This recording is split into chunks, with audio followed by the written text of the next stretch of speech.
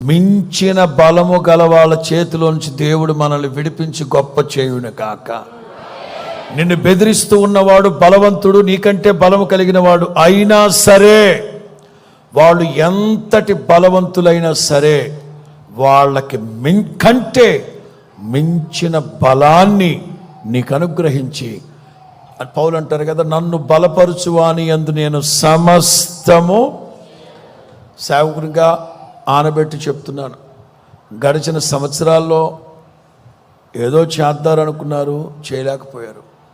ఏదో ఆశపడ్డారు, ఆశలన్నీ నిరాశలుగా మారిపోయాయి, ఆశలన్నీ విఫలమైపోయాయి.